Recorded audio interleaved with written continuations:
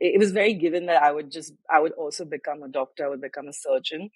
And I had this massive streak of rebellion where I was just like, I'm not sure if I would ever be able to step into their shoes and be as good or great as they were. Like when I started working in hospitality, it's always in the back of your mind that everybody always wants to go out. Everybody always wants to celebrate. Like this is an industry that doesn't really die.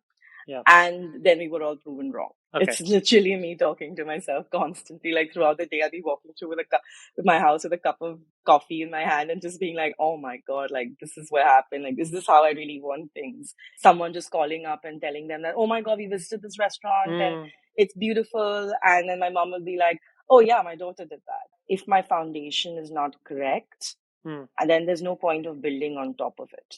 Right. Yeah, So spoken I'm just like a true architect. Yeah. yeah. 3, 2, 1, yeah! Go confidently in the direction of your dreams. Live the life you have imagined. And the only way to be truly satisfied is to do what you believe is great work. Courage is not doing things in the absence of fear. Courage is doing things despite the fear. Growth comes from consistent action. And you're realizing, hey, I'm not the only one with these problems. I wanted to do this podcast with you and have this conversation is because the last time we spoke, I found what you shared in one of our sessions to be so vulnerable. And it's very clearly that you're transitioning from who you were as an entrepreneur to who you are, who you want to be as an entrepreneur. I just thought it was a really interesting journey, and a lot of people can relate to your journey, and I'm sure are going through what you have been or are going through right now. So it's really great for someone to share vulnerably. So that's the reason why I wanted you on this podcast, to be honest, because I really enjoyed that conversation. But thank you so much for being here. And for our listeners, why don't you introduce yourself and the fabulous things you're up to? Thank you so much, Rashid, for having me. I didn't realize my little moment of verbal diarrhea would turn into this. But so hi everyone, I'm Shweta Kaushik, and I am an interior designer, and I specialize in restaurants and bars and hospitality spaces. I run a studio called Skid, and I'd like to think that we design spaces that help you transport yourself far away from our muggy little world, and just sort of have a moment of enjoyment.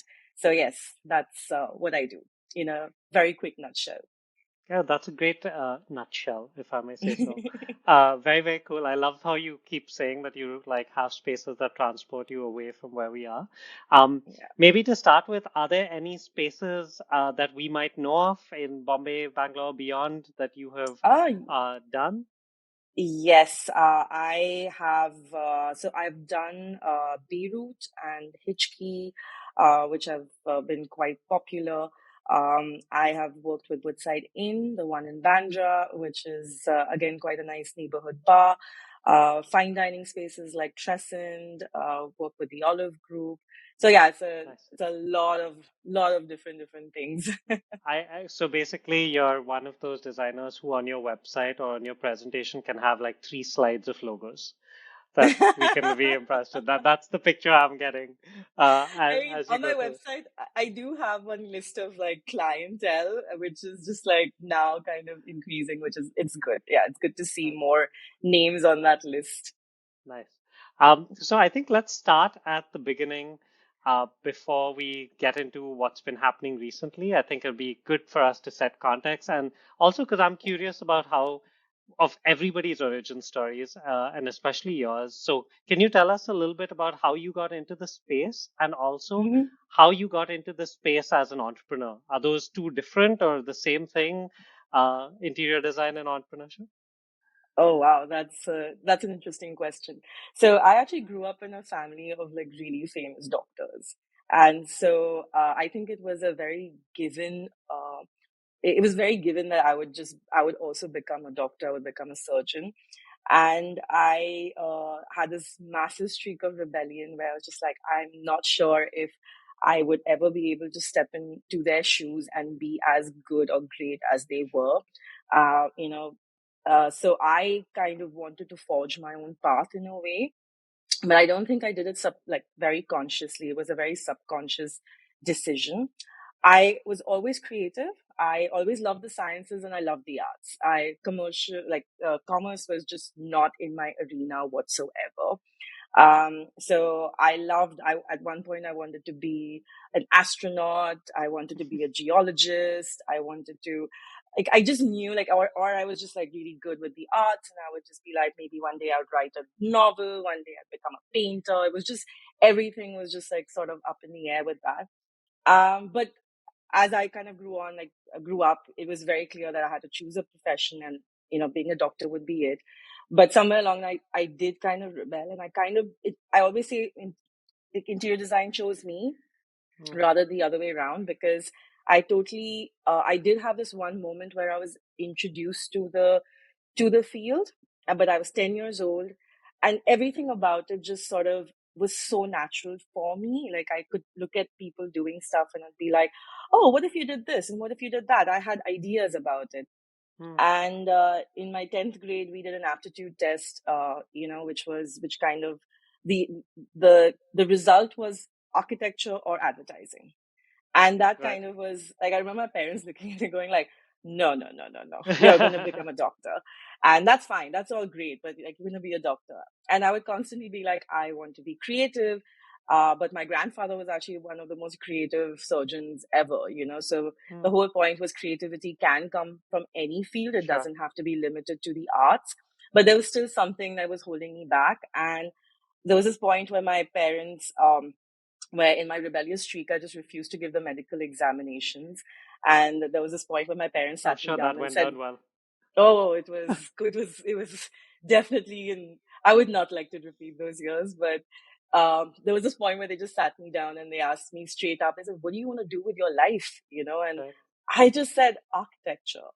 And that was the beginning of of my journey, because I didn't eventually do architecture. I did interior design, Hmm. which was great because it kind of got me into the field much faster.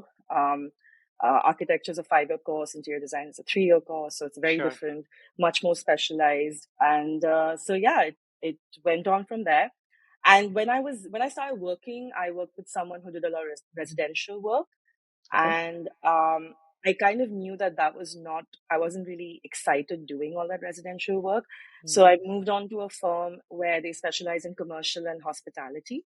And I Okay. got to do both as well. And then I kind of knocked off commercial work as well. And I said, don't really enjoy doing offices. I would like to focus on hospitality.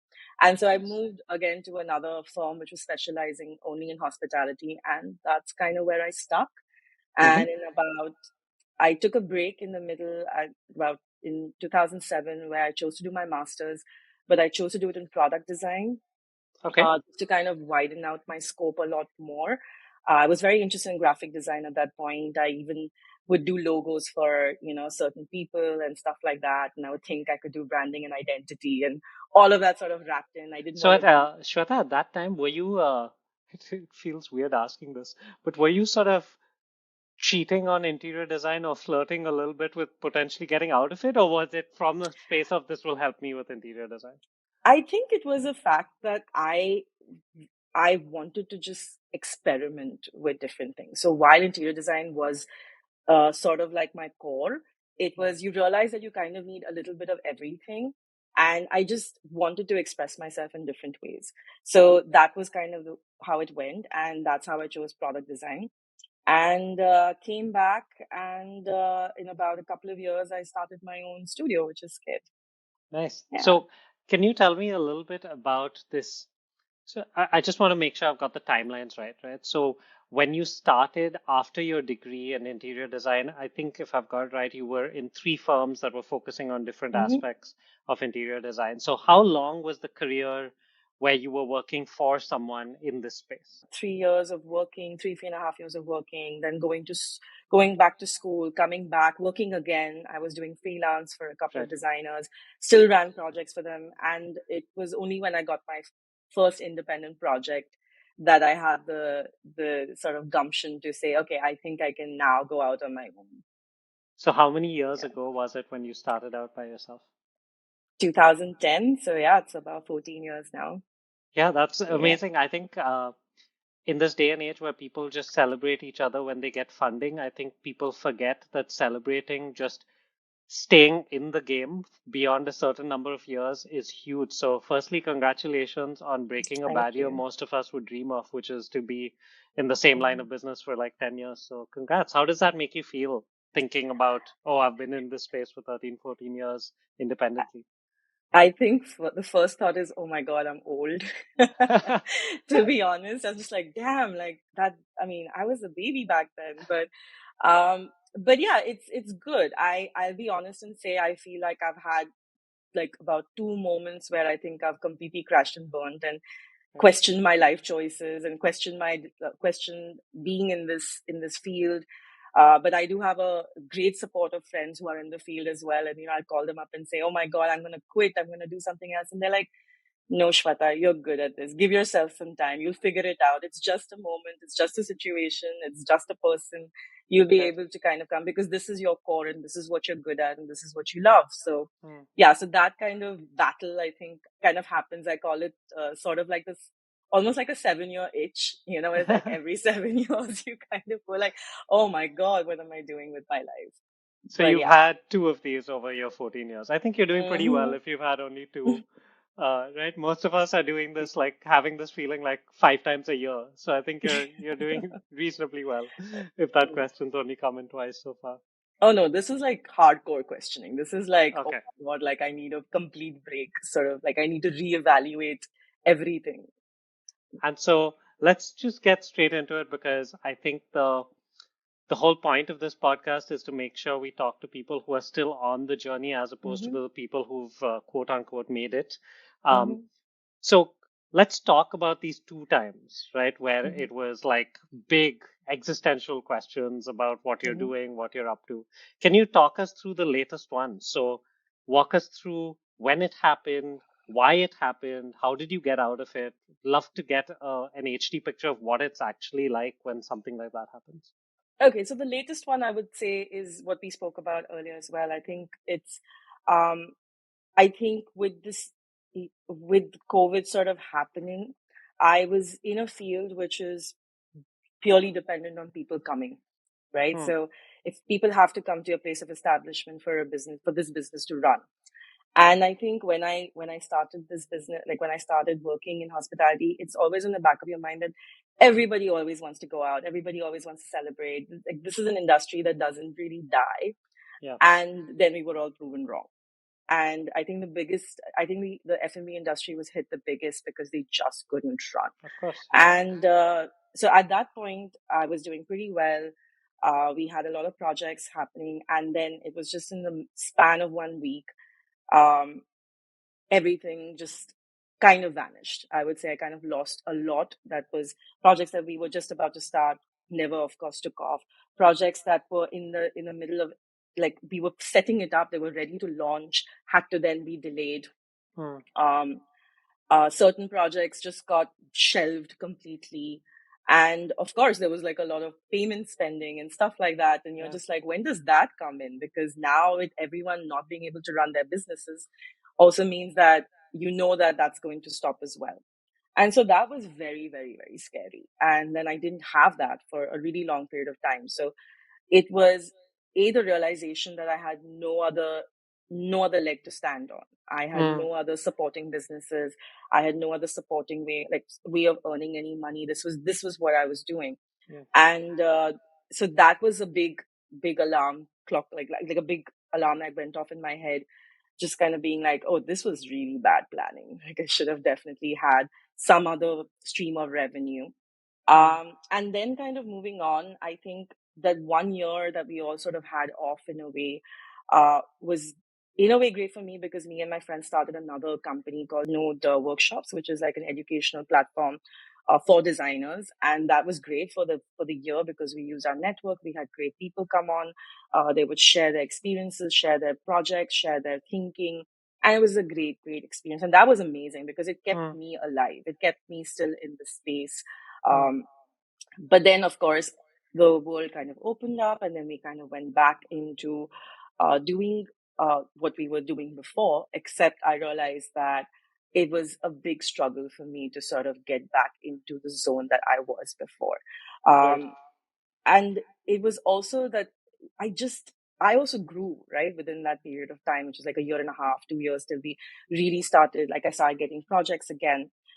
And I think I should have been excited about that. But Mm, what eventually ended up happening was me just questioning everything that came to me, because it mm, just felt like, well, it didn't feel like I was, on one hand, I was thinking I just wanted to kind of go back to my former glory.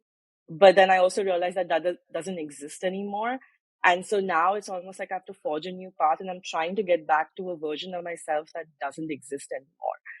mm, And that actually created quite a bit of an existential crisis in my head, where I was just like, oh, this is not how I want to do projects. This is not how I want to do this. But at the same time, you have to keep them running, and you have to keep doing them because you still need the money. You still need to run your studio. You still need to run your house. You still need to run everything. So you're just like, okay, fine. Like, let's just keep doing this. But that, I think, just having to be able to kind of take that time off and like have those moments where you'll suddenly be put into a situation where you're just like, oh my God, I absolutely hate this. I hate mm, being in this situation. I hate being here in this moment. And I don't want to be in this position anymore. And so what I tend to do in that moment is constantly go back to my contract. And I'm just like, why was I put in this position in the first place? What mm, has allowed me to kind of come here? And can I keep changing that? But before that, you also have to figure out what is it that you want to do and what is it that you don't want to do. So it's just sort of like having those moments and saying, okay, fine, this is it. But yeah, there are moments where you suddenly be like, oh my God, like this is just too much. mm, Maybe this is not for me. Maybe I'm not uh maybe I'm not fitting in with what is going on right now. Do I need to change to fit in, or do I need to then sort of blaze my own trail like I did before? So I think it's a bit of that, I think, in that moment, and kind of being like, I can still choose how I want to move forward in this field, or do I want to just sort of give up and try mm. something new, which I did in the lockdown and had a little taste of opening up, Life like outside, having yeah, something else. Yeah. yeah. So firstly, thanks for sharing that. I'm pretty curious, and I want to maybe delve into the details a little bit more. So, when you said things were going great, COVID hit, everything vanished. Hmm. You figured out a new way to keep things sort of going. When you came back and there were projects coming your way, you said that you were torn between doing this, not doing it, going past to your former glory. Was it that the Is it the business side of things where you weren't getting as great projects suddenly, or was it suddenly personally that you weren't able to like get yourself back up again and say, okay, here we go again, round two? What, I what think was actually happening? it was a bit of both. I think it was a bit of both, of realizing that the way I was doing things was not working for me anymore. But I already had the sort of system in place. And so I was just constantly trying to keep up with the system which I had created earlier. The But also pre-COVID system. the pre-COVID system, which just doesn't work, did not work in that scenario. I mean, we still didn't have an office. We were still working on Zoom calls. It was, the energy is different. The story So actually is oh no, there was something really terrible, and then very optimistic because you figured out something else, and then you got back in. So in like a Disney movie, from then on it would all be amazing, right? Because you did made the fight back. So I'm trying to figure out what changed along the way. So the business side, of course, I think that has to keep you on your toes, right? You still have to run a business. And so the idea is, again, kind of coming back to what I said before, you have to keep asking yourself, do I not like the work, or Hmm. do I not like the situation? Do I not like the project? Do I not like what is the situation? Like, why am I also like having that? So these are the exist sort of, those are the moments where you kind of keep questioning yourself and saying, okay, be honest with yourself. Like, what is it? Is it Hmm. me, or is it the situation? If it's me, then I can change, but do I want to adapt? And if I do want to adapt, then how do I want to adapt? Or do I want to do something completely different, or Hmm. handle it completely different, or change the nature of my business, or like whatever it is? Like, but it's constant questioning, Hmm. that kind of goes through. I won't say that I've figured it out yet, Rashid, and that's also partly why I'm part of the platform and kind of trying to understand different aspects of it. Yeah. And also, I would say that as a creative person, um, business is not something that comes very naturally, like, kind of figuring out how, making sure things are kind of running smoothly. That's not doesn't become the first priority. It's always like that additional thing that I have to keep Mm, pushing myself to do. And so that is where I am focused on right now. I'm like, okay, let me get that kind of sorted, because if that allows me to be secure and safe, and then maybe I can really have the freedom to kind of think of how I would like to do everything else. got it. And how do these constant questions manifest themselves? Is it sleepless nights? Is it you writing in a journal? Is it you talking to someone? How do you process this stuff? Because there's It's a lot going on, right? The it's me questions. talking to So, myself. okay. It's literally me talking to myself constantly. Like throughout the day, I'll be walking through with my house with a cup of coffee in my hand and just being like, "Oh my god, like this is what happened. Like this is how I really want things." So Okay. it's I think, it's not just about the business. I think that that's something which has been very constant in my life, which is I do have a version of myself in my head of what I want to, Mm, of what I imagine myself to be, or the potential of what I have, and I'm constantly trying to figure out how do I get there. right. But I feel like every time I'm close to it, I kind of nudge the bar a little further and a little further. So it's always this goal that I'm sort of running towards. But Mm, it's also again, it's also just constantly figuring out that, because it changes. I think it changes as time kind of goes by, and you kind of do achieve certain things, and you're like, okay, I achieved this, and now what? mm, So there is that, but it's constant talking to myself, I'd say. got it. I'm gonna ask you something now, and you can tell me to back off and that I'm pushing too much. So feel Hmm. free. You have Okay. the option available. Um, so you started this conversation talking about how your parents were incredibly successful in another field. Hmm. Do you feel like they wanted you to be in that field, and now you're in another field, and you've got certain amounts of success, of course, within this field? Do you feel that pressure of becoming that successful in this field because of that? Is it a non-event in your mind, or do you feel like there's a role that plays in how you're dealing with stuff, constantly pushing yourself to achieve more? 100% yes. I do think that's quite a bit of a driving force. I think when we were growing up, and like I said, everybody, like even my extended family, they're all, again, doctors in their right, like known for their field, etc. And I think the constant thing was, you must be successful. And I Mm, think that kind of always stuck in.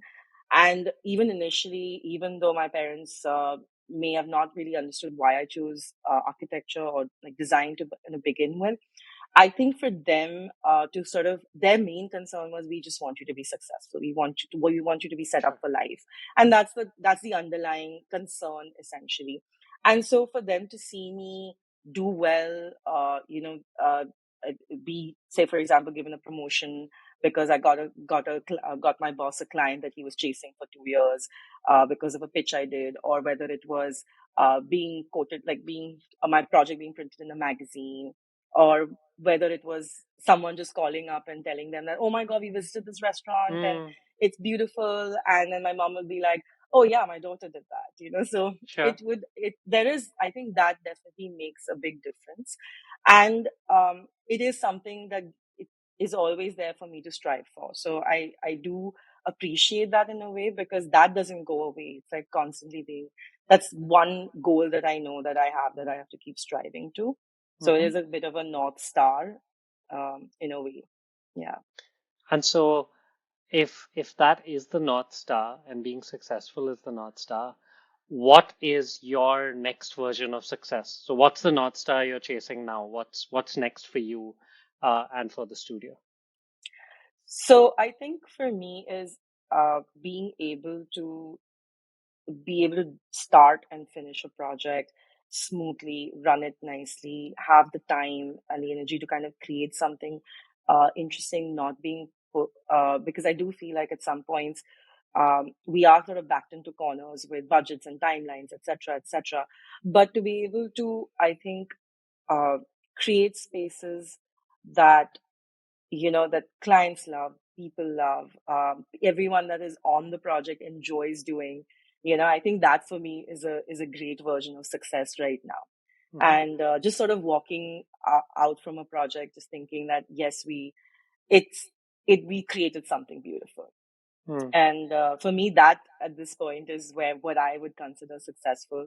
I'm not like I don't really think about in terms of like work being published, etc. I do think that comes automatically when you're doing good work. It's Sure. just that.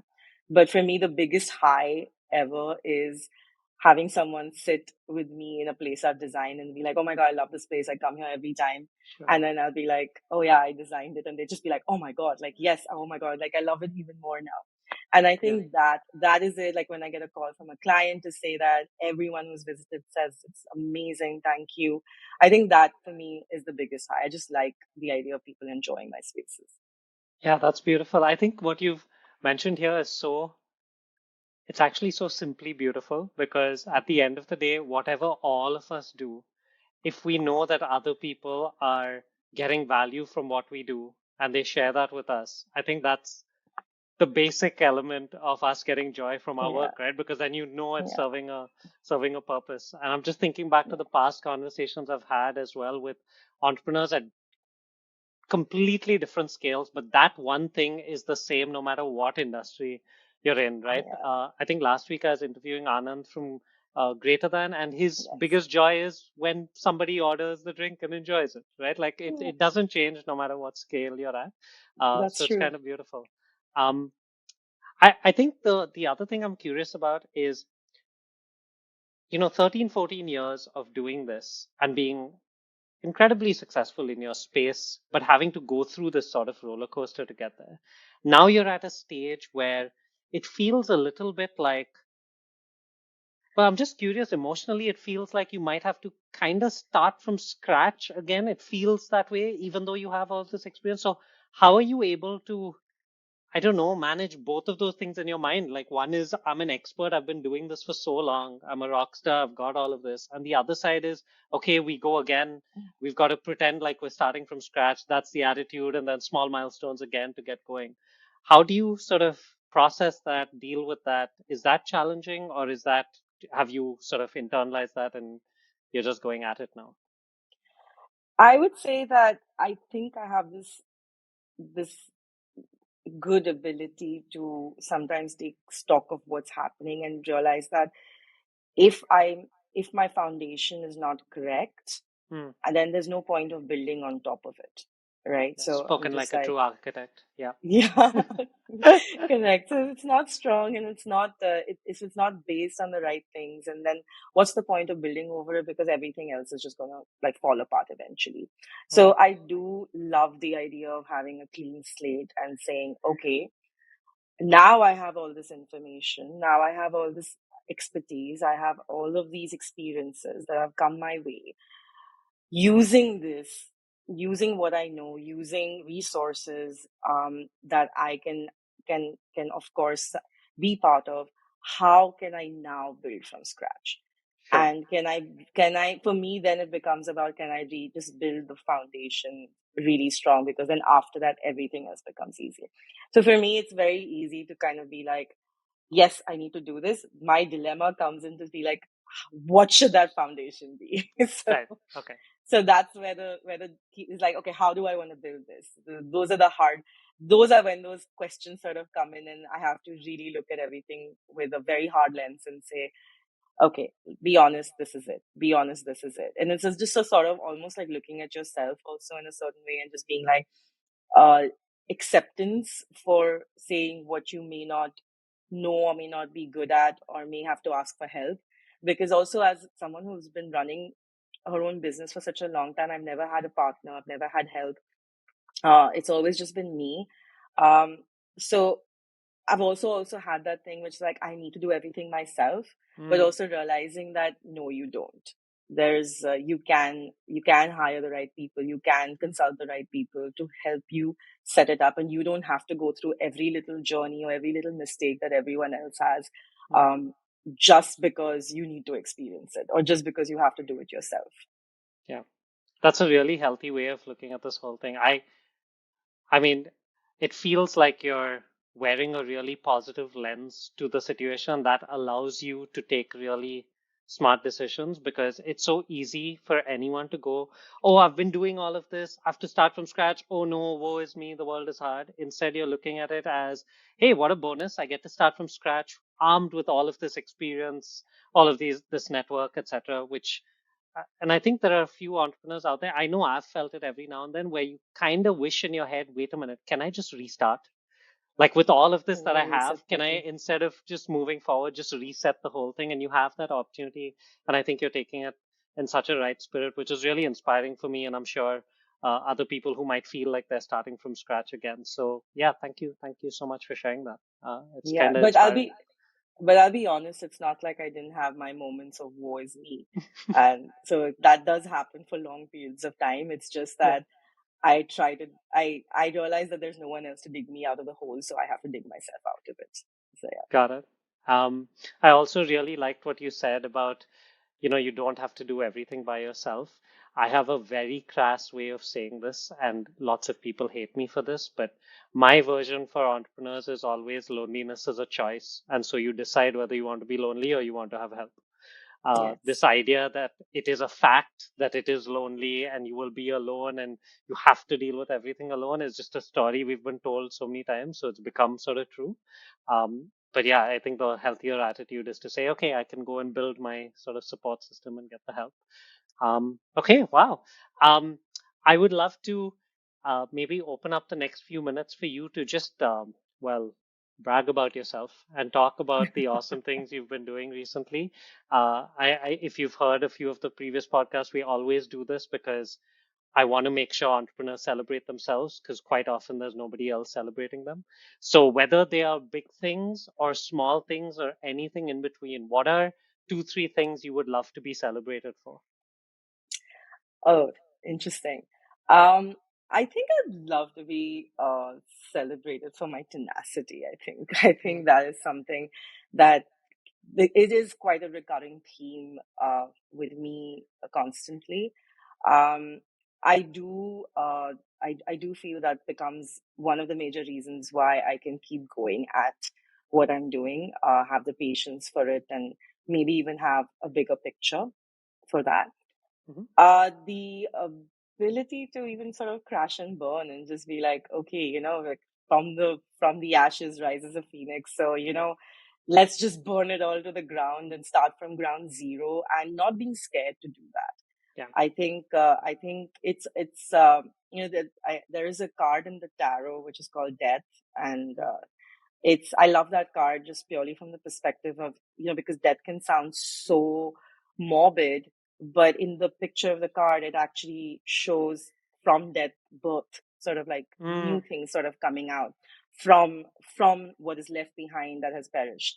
And I think that's such a powerful thing for me, which kind of stays with me for that.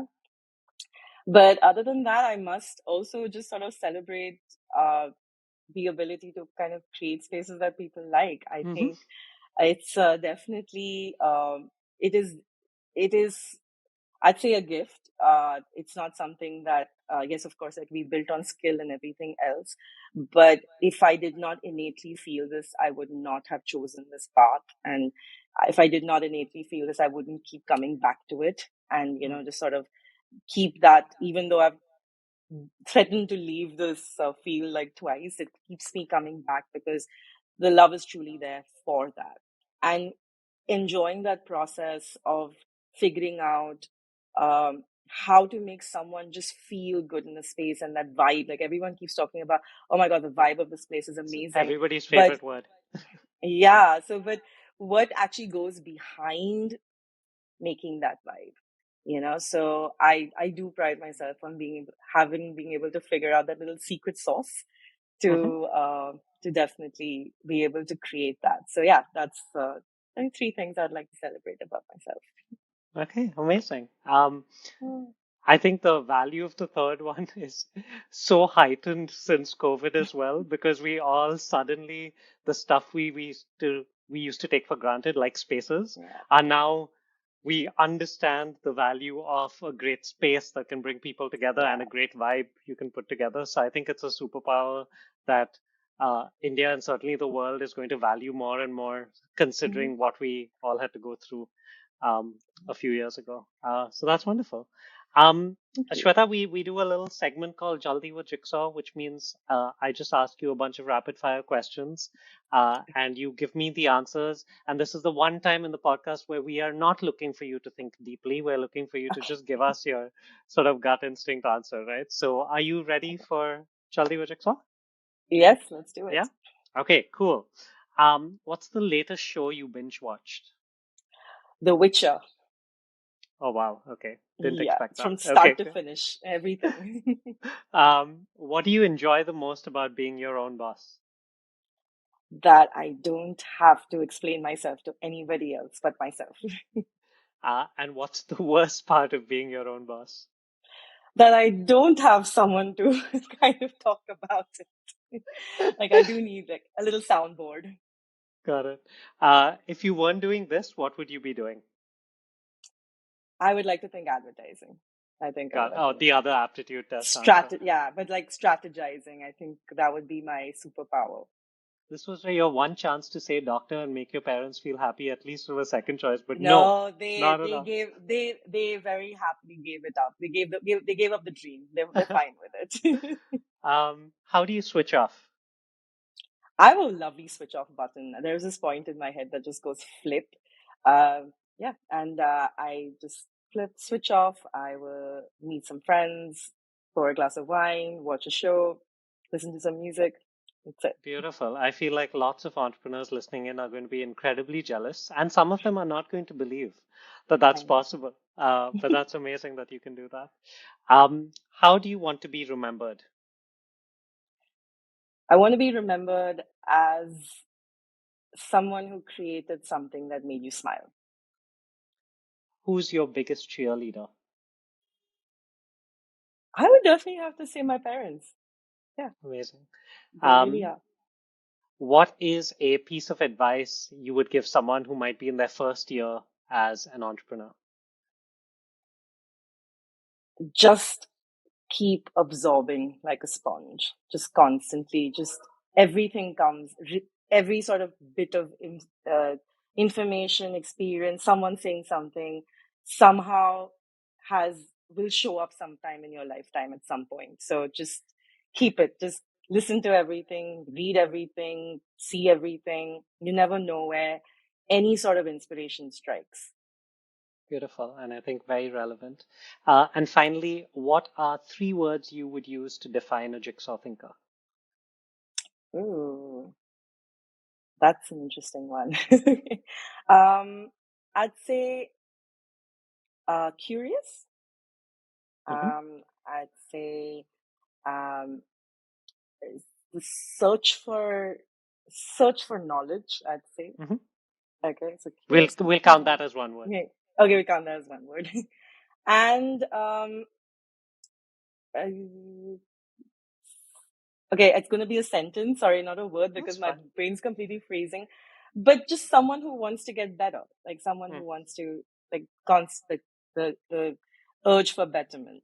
I would say Got it. We'll take one word, one hyphenated couple of words, and one phrase, and we'll one count all of sentence. those as legitimate answers. Thank you so much. Yeah, Well done. Jaldi with Jigsaw. yeah. You smashed it. That was clearly Oh, smashed it. good.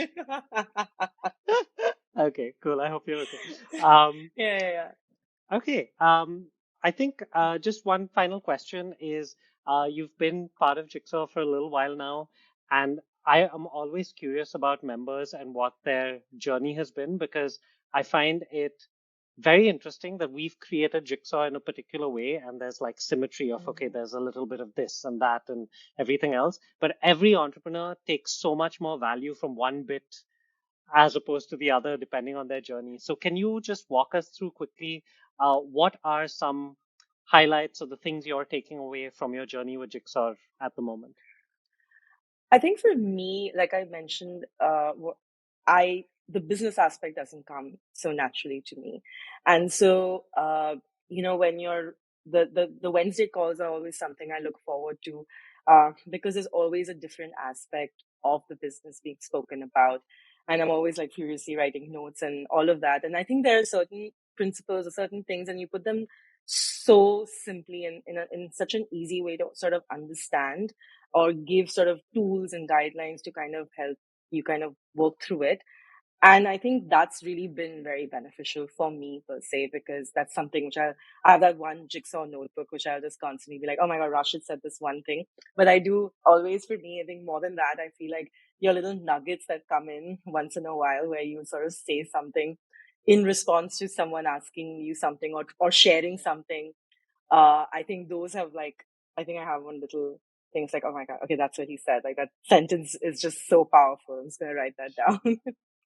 Okay, great. I'm glad it's of Yeah. value, and I will keep making sure we keep getting these questions on these sessions. If that's what you're taking away as value, we'll make sure we Yeah. get some more space for that. Beautiful. And Shweta, for anybody who wants to follow your story or your journey and the wonderful work you're doing as well at your studio, can you just share with the listeners where they can sort of follow you or get in touch with you?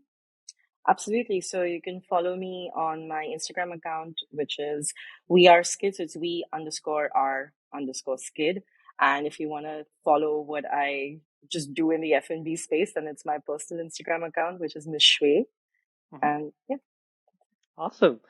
Thank you so much. I really enjoyed the conversation, and I think the that vulnerable streak you have in you definitely didn't disappoint. I think thank you so much for sharing so freely, because I think the more you share, the more people can relate to it and get inspired by it. So, thank you for, I'm sure, inspiring and motivating a lot of people to keep going, keep moving forward, even if they feel like they're starting from scratch again. Thank you.